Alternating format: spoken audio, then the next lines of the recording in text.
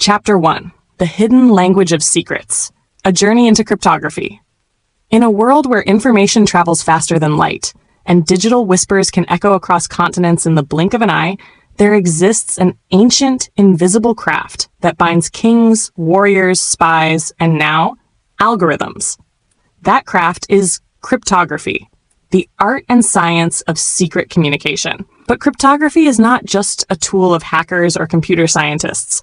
Its story is as old as civilization itself, and its essence is as human as the need to protect, conceal, and trust. Long before computers, long before electricity, and even long before ink met paper, humans felt the need to send secrets across time and space. And so cryptography was born. Imagine two generals in ancient Greece, separated by miles of hostile land. They need to coordinate a secret attack without their messages falling into enemy hands. Or a Roman emperor who cannot risk a traitor decoding his plans.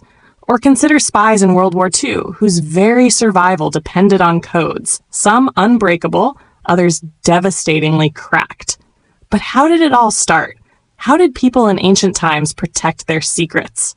And how did cryptography evolve from scrolls and wax seals to quantum algorithms that even supercomputers struggle to break? In this journey, we won't just learn about encryption and decryption.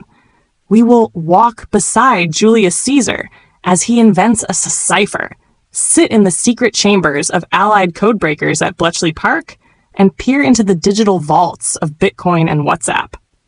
We will begin in the ancient world, where the foundations of secrecy were laid, crude but clever methods used by empires and messengers.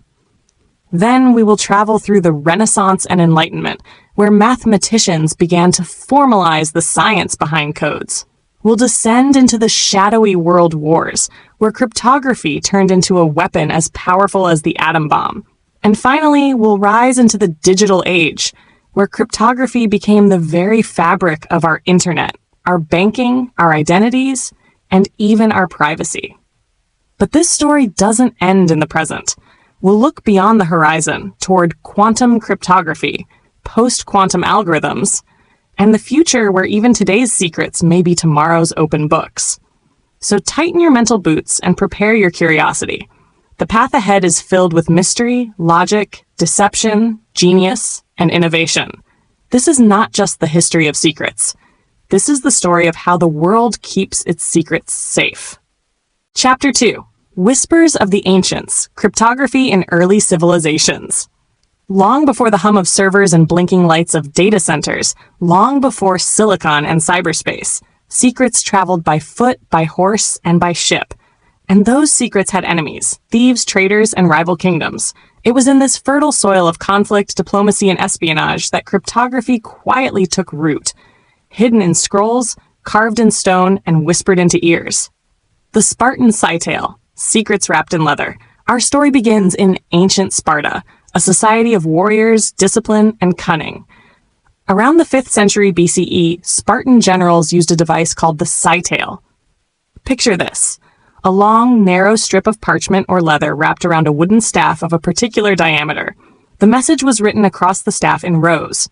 When unwrapped, the letters seemed meaningless, a jumbled mess. Only someone with an identical staff could wrap the strip and read the hidden message. Simple? Yes. But for its time, the Tale was brilliant. It wasn't about confusing letters with math, it was about physical alignment. Without the correct size staff, the message remained unreadable. This was one of humanity's earliest forays into transposition ciphers, where the letters stay the same, but their order is shuffled.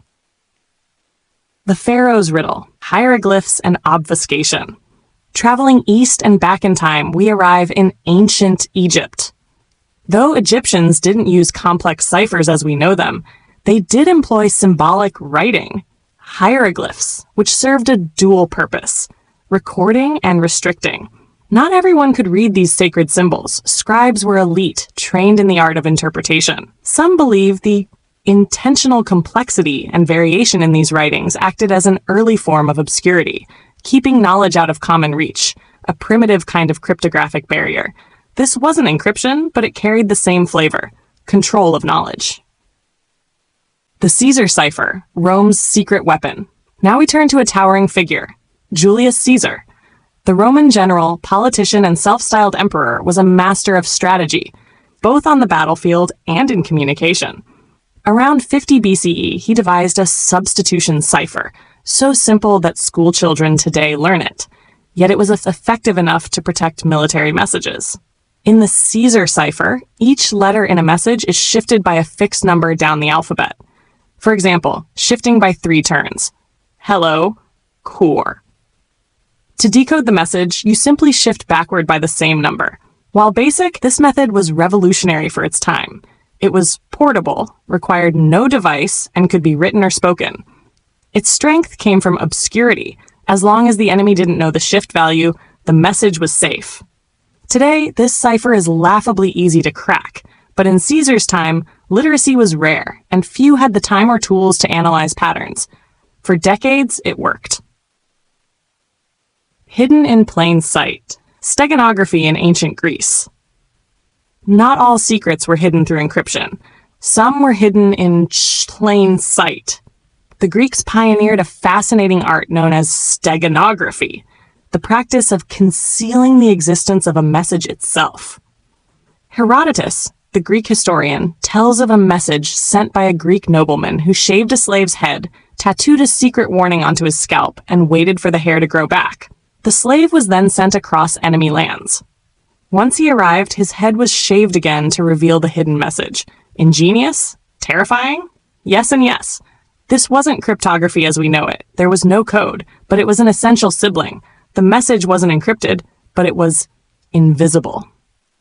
The birth of cipher culture in the East. Meanwhile, in India and China, cryptographic thought was quietly emerging. In ancient Indian texts like the Arthashastra, written around 3rd century BCE, the author Kautilya, a master strategist, described methods for secret writing, code words, and cipher systems for spies and diplomats. In China, military texts dating back to the Warring States period contain references to encoded messages and secret methods of communication.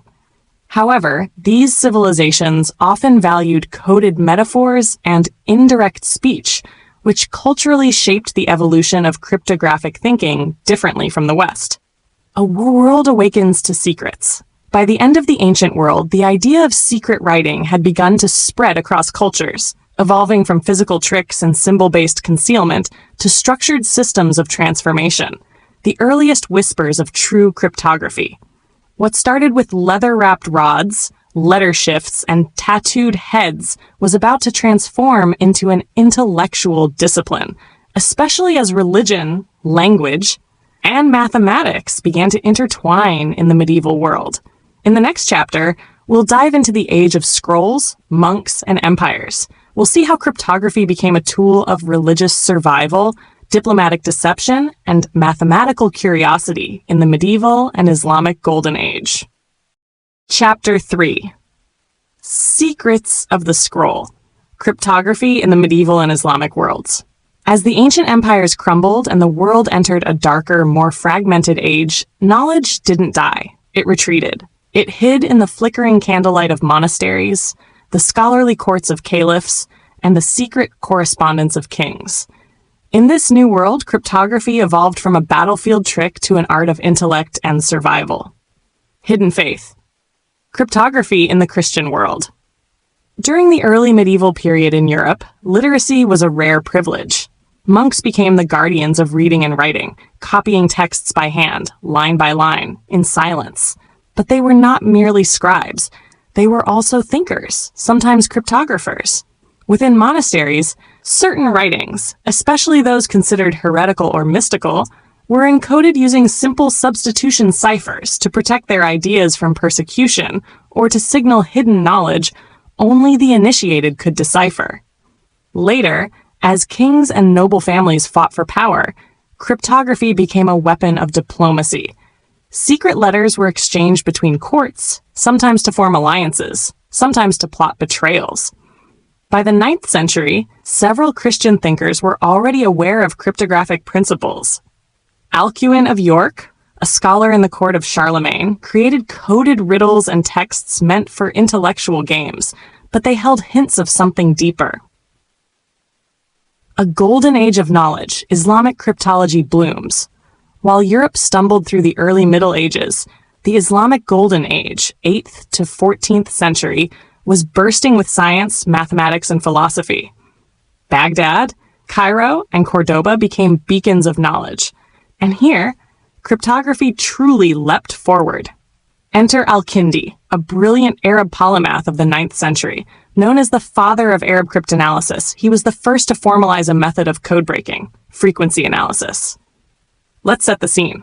Imagine receiving a strange message, UXCVZ-PXQZ-UX. You suspect it's a substitution cipher, but how do you break it?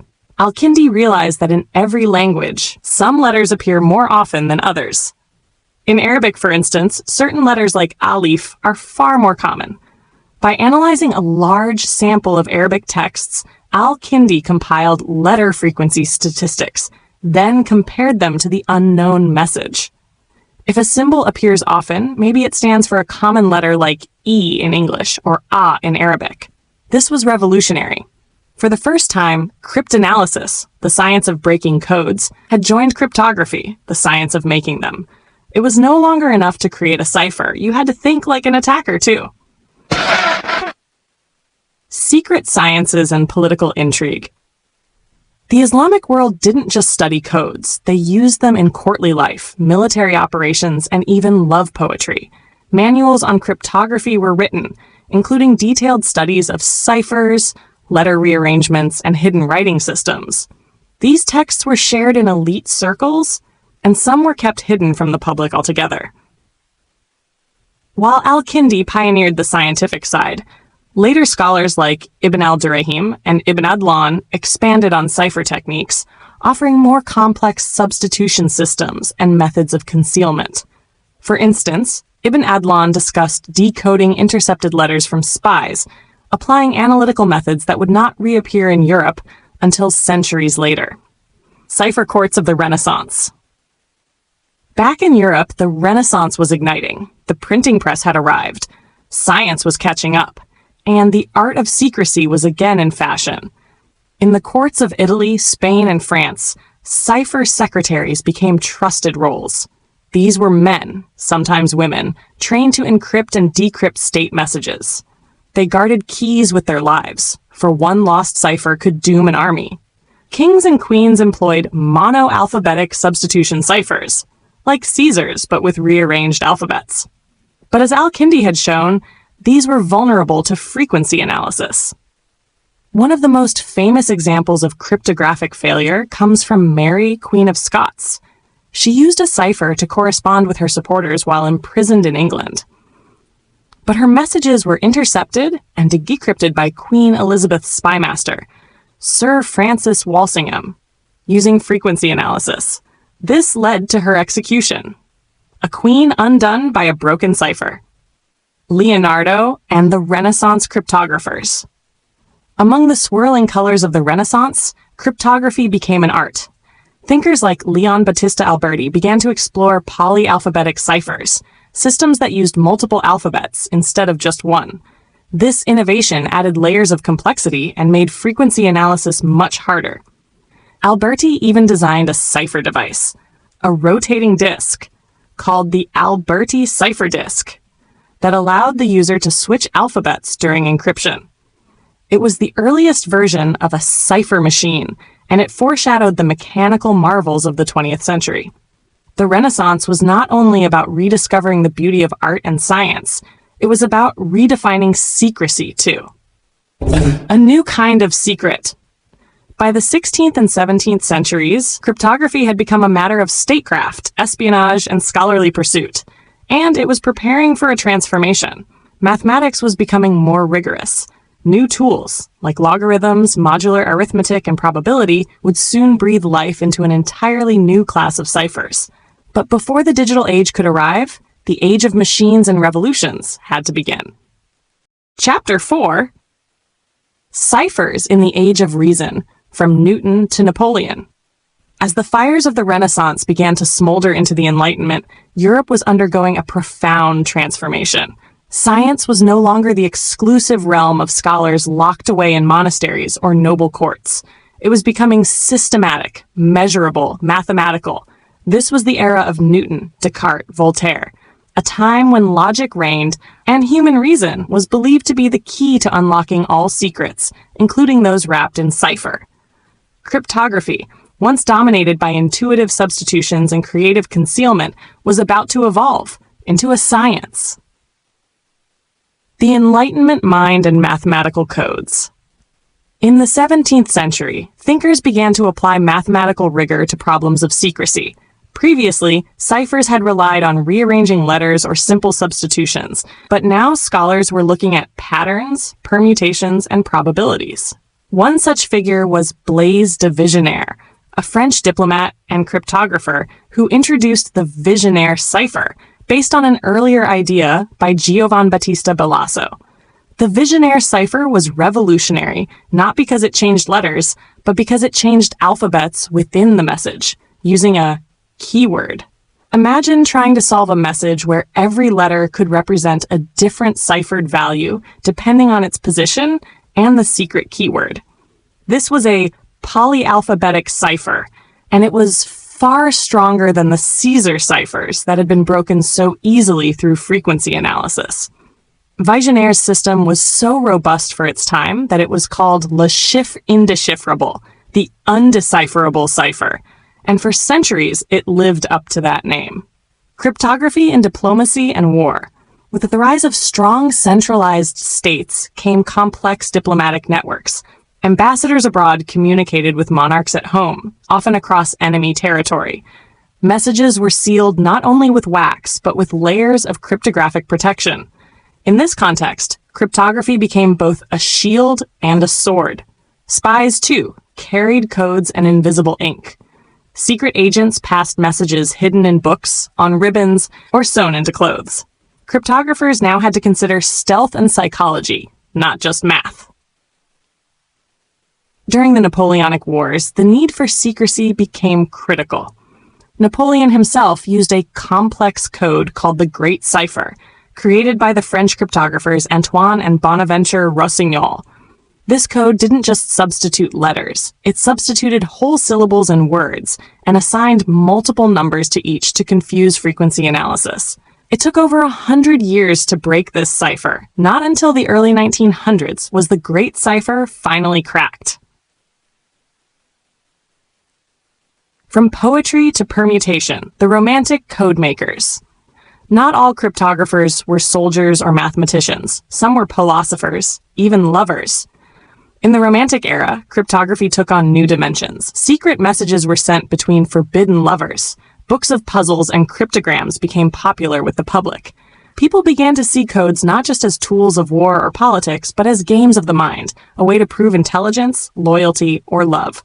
This shift helped cryptography grow in the popular imagination. Cryptograms were published in newspapers. Puzzle books became fashionable. But beneath the entertainment, the real world was still watching, still hiding, still spying. Toward the mechanical age, the Industrial Revolution changed everything. Steam-powered factories. Electricity sparked telegraphs. And with machines came the birth of mechanical ciphers. The idea that a machine could encrypt became possible. Inventions like the Jefferson disk cipher, a wheel-based device created by Thomas Jefferson himself in the late 18th century, hinted at what would one day become rotor machines like the infamous Enigma.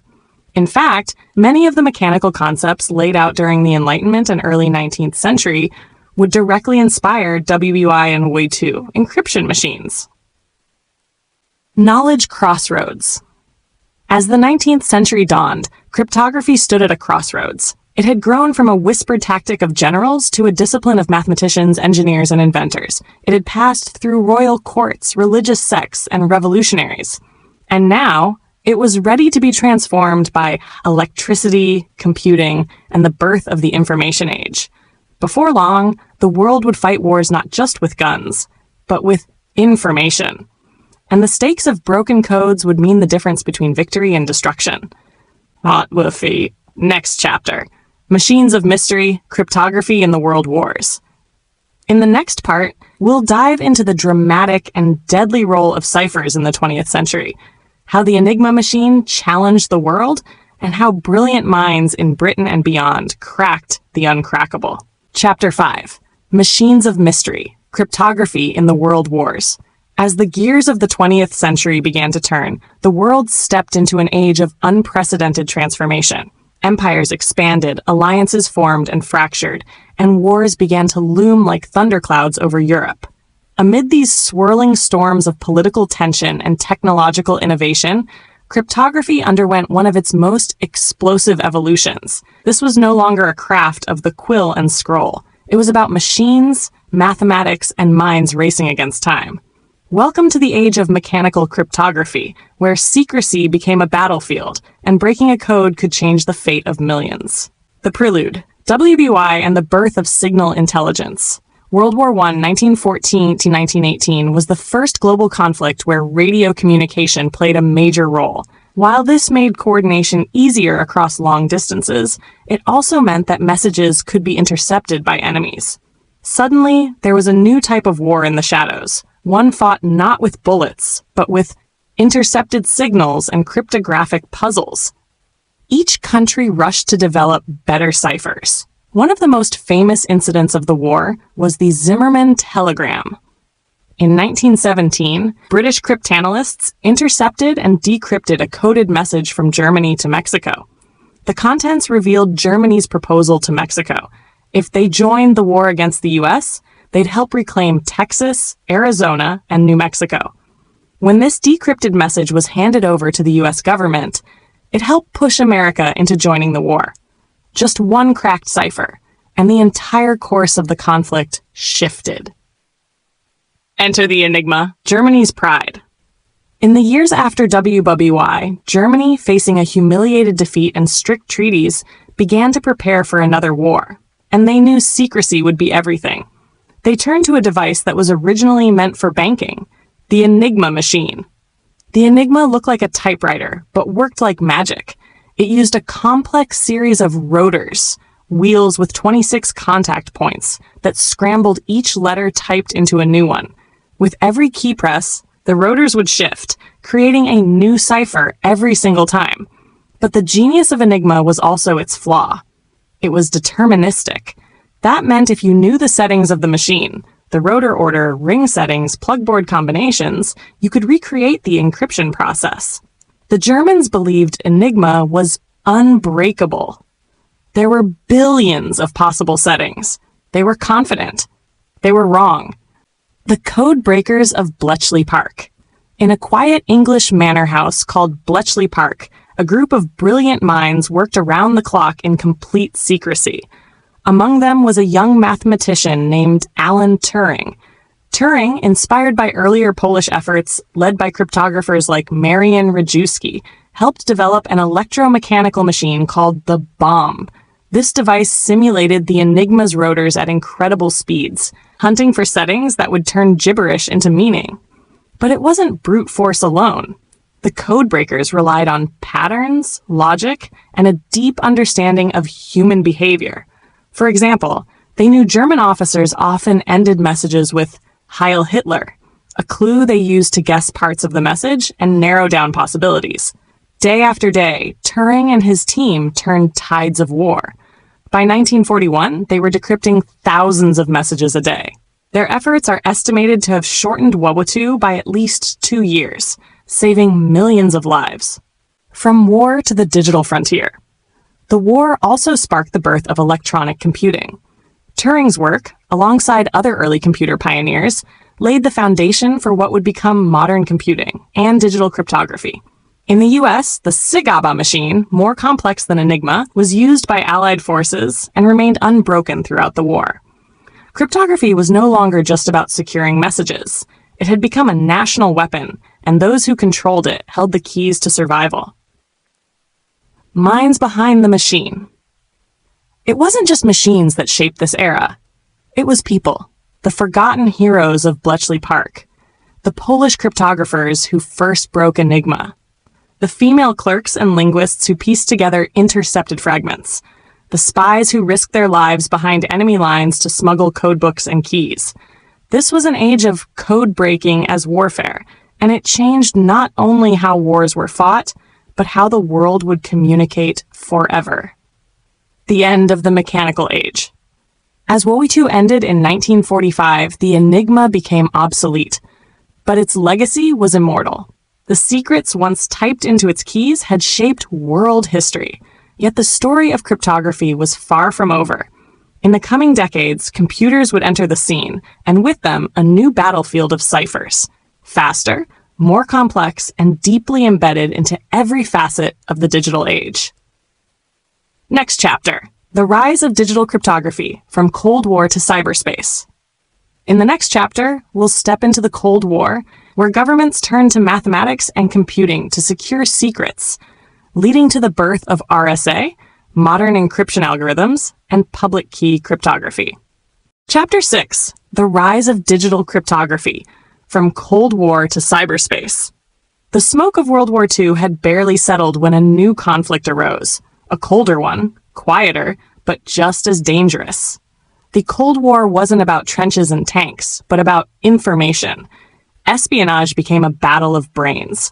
And once again, cryptography sat silently at the center, no longer powered by rotors and wires, but now taking its first steps into the world of pure mathematics and computing.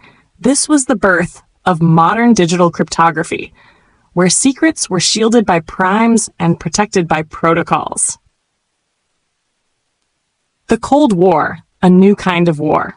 As tensions escalated between the United States and the Soviet Union, so did the need for secure communications.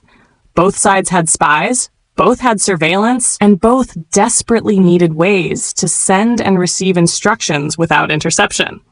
Out of this paranoid environment came electronic computers, machines that could process thousands, even millions of operations per second. Unlike the electromechanical bombs of WoE2, these machines didn't simulate rotors. They worked directly with binary code. And so the nature of encryption changed forever. Messages weren't just jumbled letters anymore. They became streams of zeros and ones. Symmetric cryptography and DES. Initially, cryptography stayed symmetric, meaning both the sender and receiver used the same key to encrypt and decrypt a message. If anyone got hold of the key, all communication was compromised. To standardize encryption in the civilian sector, the data encryption standard DES was introduced by IBM in 1977 and adopted by the US government. It was a block cipher, meaning it encrypted fixed-size blocks of data, 64 bits at a time, transforming them using complex mathematical functions and a secret key. For many years, DES was seen as secure, until computational power caught up. By the late 1990s, DES could be cracked in under a day with enough hardware. This vulnerability led to the rise of AES, Advanced Encryption Standard, in the early 2000s, a newer, stronger algorithm that still guards our data today. A revolutionary idea, public key cryptography. For centuries, secure communication meant one thing: share a secret key ahead of time.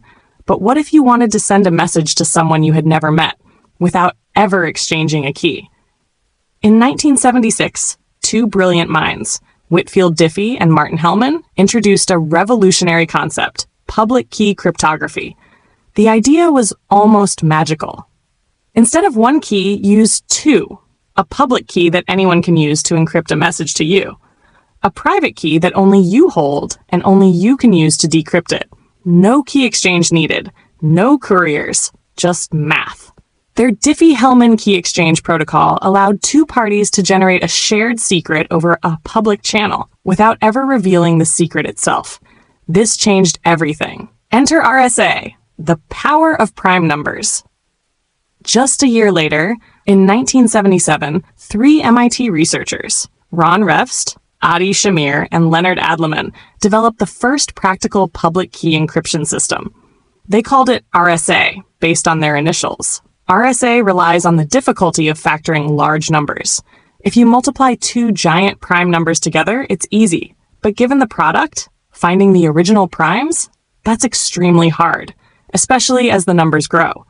RSA allowed anyone to digitally sign messages, prove their identity, and secure data across an insecure network like the internet. It wasn't just encryption, it was the foundation of digital trust. Cryptography meets the internet. As computers shrank and networks grew, encryption had to become both stronger and faster. The 1990s saw an explosion in online communication, emails, websites, and financial transactions. This demanded widespread encryption and led to the development of protocols like SSL/TLS used in HTTPS, the padlock in your browser, PGP, pretty good privacy, for email encryption, SHA, secure hash algorithms, to protect data integrity. Hashing became a key player, transforming any input into a fixed-size string of bytes. These were irreversible. You couldn't get the original input back, which made them ideal for storing passwords and verifying data integrity. Cryptography and cryptocurrency. In 2008, during a global financial crisis, a mysterious figure named Satoshi Nakamoto released a white paper on a decentralized digital currency called Bitcoin. At its core, cryptography. Bitcoin uses SHA-256 hashing for its blockchain, elliptic curve cryptography, ECC, for digital signatures, a decentralized network of nodes to verify transactions. This gave rise to the cryptocurrency era, where privacy, decentralization, and trustless systems became the goal, all backed by cryptographic principles. Today, billions of dollars move through systems guarded by keys and hashes. Looking ahead, the cryptographic frontier, with every lock, there's someone trying to pick it. In recent years, researchers have started to worry about quantum computers, machines that could, in theory, crack RSA and other algorithms by factoring large numbers quickly. In response, the cryptographic world is now preparing for post-quantum cryptography, new algorithms that even quantum computers can't break. And some dream of homomorphic encryption, where data can be processed without ever being decrypted, allowing cloud services to compute on encrypted data without seeing it. Cryptography, once just a royal game of hiding letters, is now the silent force behind the modern digital world. Next chapter, The Shadows Speak, Cryptanalysis Breaking the Code. Chapter 7. The Shadows Speak, Cryptanalysis Breaking the Code. In every great duel, there are two sides. For every sword, a shield. For every lock, a key. And in the eternal realm of cryptography, the silent battle is fought not just in creating codes, but in breaking them. This is the dark mirror of cryptography, cryptanalysis, the ancient intellectual art of understanding secrets not by having the key, but by outthinking the one who created it. If cryptographers are the architects of silence, then cryptanalysts are the whisperers who teach the silence to speak. The first code breakers, from Babylon to Baghdad. Just as codes have existed for thousands of years, so have those determined to break them. In 9th century Baghdad, during the Islamic Golden Age, a brilliant mind named Al-Kindi wrote a manuscript called A Manuscript on Deciphering Cryptographic Messages. He wasn't just guessing or stabbing in the dark. Al-Kindi pioneered a method known as frequency analysis. In most languages, some letters are more common than others. In English, for instance, E is the most used letter. So if you see a symbol appear the most in a ciphertext, chances are it stands for E. This was the first systematic scientific method of code breaking, and for centuries it was unstoppable. Monoalphabetic ciphers, where each letter is replaced by one fixed symbol, fell like dominoes under the sharp blade of frequency analysis. Renaissance cryptanalysis, spies, plots, and scandals. Fast forward to Elizabethan England. In 1586, a group of Catholic plotters conspired to assassinate Queen Elizabeth I and replace her with Mary, Queen of Scots. Their secret plans? Hidden in encrypted letters. But English spymaster Sir Francis Walsingham had a secret weapon, Thomas Phillips, a genius cryptanalyst. Using clever tricks and knowledge of classical ciphers, Phillips decrypted the messages, exposing the plot and leading to Mary's execution. Cryptanalysis had now become a weapon of state, and no one could ignore it. The mechanical mind, code breaking in World War II. No chapter on cryptanalysis is complete without the titanic struggle of Bletchley Park during World War II. The Germans believed their Enigma machine was unbreakable.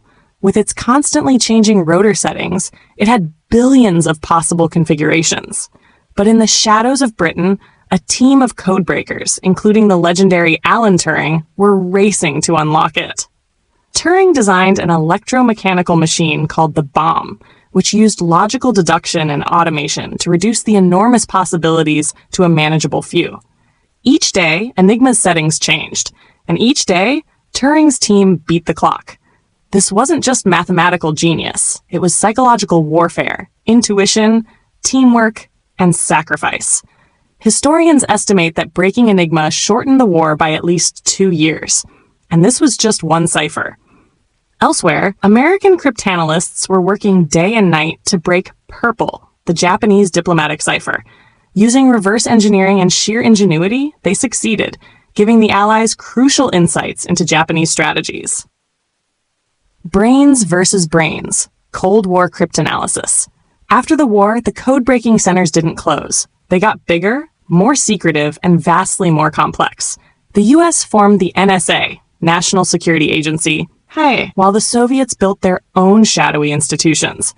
Both sides tried to out-encrypt and out-decrypt the other, creating ever more sophisticated systems. During this time, cryptanalysis evolved from guesswork and paper trails into a game of algorithms and brute force computation. One leaked cipher, a sloppy operator, a repeated key, that was all it took to bring down an entire communications system. This was also the era of tempest attacks, spying on electromagnetic emissions from machines and tapping undersea cables. Code breaking wasn't just about the message anymore. It was about where, when, and how it was sent. Breaking modern codes, side channels, math hacks, and more. Today, cryptanalysis isn't about stealing a dusty cipher book. It's about finding weaknesses in algorithms, implementations, or even the people using them. Here's how modern cryptanalysis works. Brute force attacks. Trying every possible key. Time-consuming unless the key is too short, as with old DES. Mathematical attacks. Exploiting weaknesses in the math behind an algorithm, like with early versions of RSA or MD5. Side-channel attacks, observing a system's power usage, timing, or even sound to extract secret data. Chosen plaintext/ciphertext attacks, tricking a system into encrypting or decrypting known inputs, then using the outputs to deduce the key. Social engineering, convincing a human to reveal a password or encryption key, the oldest and most effective trick of all. Despite layers of encryption, some of the biggest breaches have come from lazy configurations, outdated software, or reused passwords. The battlefield has shifted, but the game remains the same. The coming storm, quantum cryptanalysis. The rise of quantum computing has cryptographers on edge. Today's strongest crypto systems, like RSA, are based on problems that are hard for classical computers, like factoring large numbers. But quantum computers, they play by different rules. Using Shor's algorithm, a sufficiently powerful quantum machine could break RSA in seconds, which means all the secure communications we've relied on for decades, emails, banking, VPNs, could be exposed. That's why governments and institutions are rushing to develop post-quantum cryptography, new algorithms that are resistant even to quantum attacks. The future of cryptanalysis might not be a spy in a trench coat, but a physicist in a quantum lab. Chapter 8. Code in the real world, everyday cryptography you didn't know you were using. Imagine waking up one morning and realizing that almost everything you did, from checking your phone, logging into social media, making a payment, or even unlocking your front door, was whispered through invisible codes. This is the modern world of cryptography, not in spy agencies or military bunkers, but in your pocket, your home, your car, and your conversations. We now live in an age where cryptography is not a luxury or a secret, but a necessity, quietly guarding our privacy and identity in a digital society built on trust and risk. Let's explore this invisible architecture where secrets dance through silicon. The locks in your pocket, cryptography in smartphones. Every time you unlock your smartphone with a PIN, password, or fingerprint, you're triggering a cryptographic event. Modern phones use full disk encryption, which means your entire phone's data, photos, messages, contacts, apps, is scrambled using powerful encryption algorithms like AES, Advanced Encryption Standard. Without the right key, which only your credentials can unlock, the data is meaningless noise. And it doesn't stop there. Every app on your phone that communicates over the internet uses cryptography. WhatsApp, Signal, Telegram. These use end-to-end encryption, meaning your messages are encrypted on your phone and can only be decrypted on the receiver's phone. Not even the company can read them. Face ID, fingerprint. Your biometric data is hashed and stored securely. The raw data is never saved. It's like storing a lock, not a key. Without knowing it, you're using advanced cryptographic libraries every time you tap your screen. The Internet's invisible bodyguard, HTTPS and TLS. Look up at your browser's address bar. If it says HTTPS// that S at the end is doing a massive job. That stands for HTTP Secure, and it uses a protocol called TLS, Transport Layer Security, a cryptographic handshake between your browser and a website. When you visit your bank's website, here's what happens in seconds. 1. Your browser asks, "Can we speak privately?" 2. The website shows a digital certificate, cryptographically signed proof of identity. 3. They negotiate a session key using a method like Diffie-Hellman or elliptic curve cryptography. 4. The connection is now encrypted. No eavesdropper in between can read or alter it. This cryptographic ritual happens billions of times a day, invisibly, keeping our data safe from prying eyes. Buying a coffee? You're using crypto, not just Bitcoin. Tap your phone to buy a coffee? You've used cryptographic tokens through apps like Google Pay or Apple Pay. Your card details are never sent. Instead, the app generates a unique token for that transaction. Even if a thief intercepts it, they can't reuse it. Credit cards, online banking, UPI, PayPal, every transaction involves encryption, digital signatures, and secure key exchanges. Without cryptography, the global economy would come crashing down overnight. Email and passwords. The great illusion of privacy. Email feels private, but unless it's encrypted, it's not. Most email systems are like sending a postcard. Anyone in the delivery chain can read it. Tools like PGP, Pretty Good Privacy, and S-MIME allow true email encryption, but adoption is low due to complexity. What about passwords? Good websites never store your actual password. Instead, they use a hashing algorithm, like bcrypt, Argon2, to convert it into an irreversible hash. When you log in, the system hashes your password again and compares it to the stored hash. But if a site uses weak hashing or none at all, hackers can break in and leak millions of passwords, which is why you're told never to reuse them. Smart homes, smart secrets. Your smart TV, Alexa, or security camera are connected to the internet. So how are they protected? They use embedded cryptography. Devices generate sparse, unique device keys. Commands sent to them are signed to prevent tampering.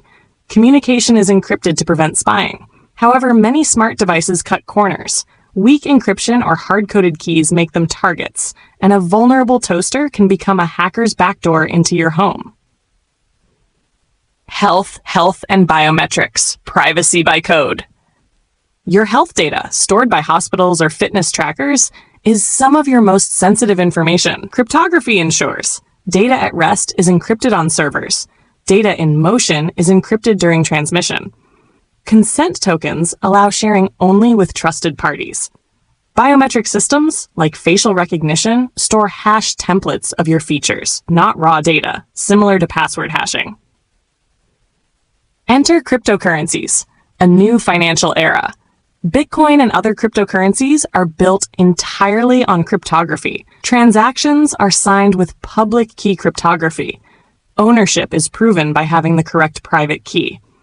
Blockchains use hash functions like SHA-256 to create a secure, unchangeable ledger. Smart contracts, DeFi apps, and DAOs, all of them run on cryptographic trust. No banks, no middlemen, just math. Cybersecurity and war. Cryptography as a weapon. Governments, militaries, and hackers all depend on cryptography. Secure comms use advanced, often classified crypto systems. Ransomware uses unbreakable encryption to lock systems. Espionage often targets keys, not code. In today's world, cryptography is not just security, it's strategy. Chapter 9. The Future of Secrets, Quantum Cryptography, Homomorphic Encryption, and the Road Ahead. Imagine a future where secrets don't just stay hidden. They can't be stolen, not even by the most powerful computers humanity could build.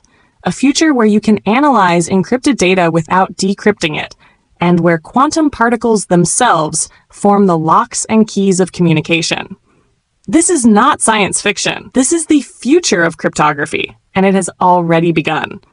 Let's step into this unfolding chapter of history, where math meets physics and imagination shapes the new rules of security. The quantum threat. A new challenger approaches. For decades, all cryptography has relied on the idea that some problems are hard to solve. For example, RSA is based on the difficulty of factoring large prime numbers. Elliptic curve cryptography, ECC, relies on solving certain equations that would take even the fastest computers millions of years to crack. But what if someone built a computer so powerful it could solve those problems in minutes? That's where quantum computers come in. Quantum computers don't work like classical ones. Instead of bits, zeros, and ones, they use qubits, which can exist in multiple states at once, thanks to a phenomenon called superposition. Even scarier? They can entangle qubits, making them affect each other instantly, no matter the distance. In 1994, mathematician Peter Shor developed Shor's algorithm, which proved that a sufficiently powerful quantum computer could break RSA encryption easily. Suddenly, the entire foundation of digital security was threatened. Post-quantum cryptography, reinventing the shield. But cryptographers didn't wait idly. They began building new cryptographic systems designed to be resistant to quantum attacks. This is called post-quantum cryptography, PQC.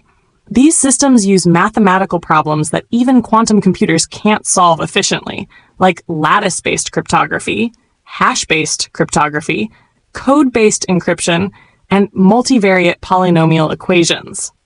In fact, organizations like NIST, National Institute of Standards and Technology, have been running global competitions to standardize these quantum-resistant algorithms, knowing that the day quantum computers become practical is not a matter of if, but when. Quantum key distribution, physics as a secret keeper. Now let's flip the coin. Instead of just defending against quantum threats, what if we used quantum mechanics to secure information? This is the idea behind quantum key distribution, QKD. Imagine two people, Alice and Bob, want to share a secret key. They use photons, particles of light, to send this key.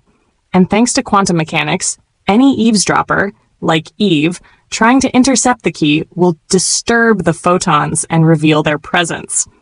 This is because in quantum physics, observing a particle changes it.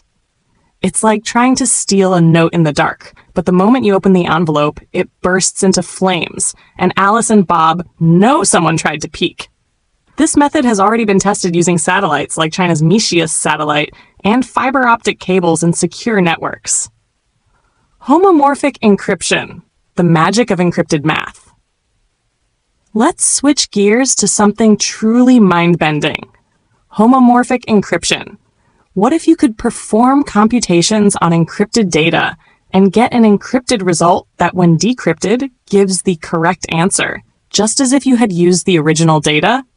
It's like doing math while blindfolded and still getting the right result. Homomorphic encryption makes this possible. It opens up doors for encrypted cloud computing, where companies can analyze your private data without ever seeing it. Privacy-preserving AI, where machine learning models can be trained on encrypted medical records or financial data without breaking laws. Secure elections and anonymous statistics, where you can vote or submit private info without revealing your identity. This was once considered a holy grail of cryptography, But now, fully homomorphic encryption, FHE, is becoming real, though still computationally heavy. Blockchain 2.0, zero-knowledge proofs, and ZK snarks. The world of blockchain and cryptocurrencies has also pushed cryptography to new heights. One fascinating innovation is the zero-knowledge proof, ZKP, a way of proving something is true without revealing why it's true. Imagine proving you know the password to a door without saying the password. Systems like ZK snarks, zero-knowledge, succinct, non-interactive argument of knowledge, are used in privacy-focused blockchains like Zcash, and now in Ethereum for scaling through ZK rollups. ZKPs are also being explored for digital identity verification, secure logins, and voting systems. The ethical frontier. Who controls the code? As cryptography becomes more powerful, so do the ethical questions. Should governments have back doors into encrypted systems for safety? Who decides the balance between privacy and surveillance? Will quantum cryptography give certain nations overwhelming power? In a world where data is power, cryptography becomes both shield and sword, and the decisions we make now will shape the digital future. Into the future, a world of code and trust. Here's where we stand. Quantum computers loom on the horizon.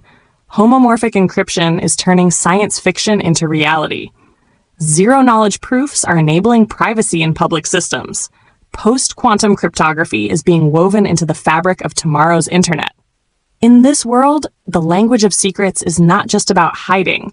It's about building trust without exposing truth. Securing freedom in a world where everything is connected. The future of cryptography isn't just about defense. It's about possibility. It's about building a world where you can trust the code, even when you can't trust the people.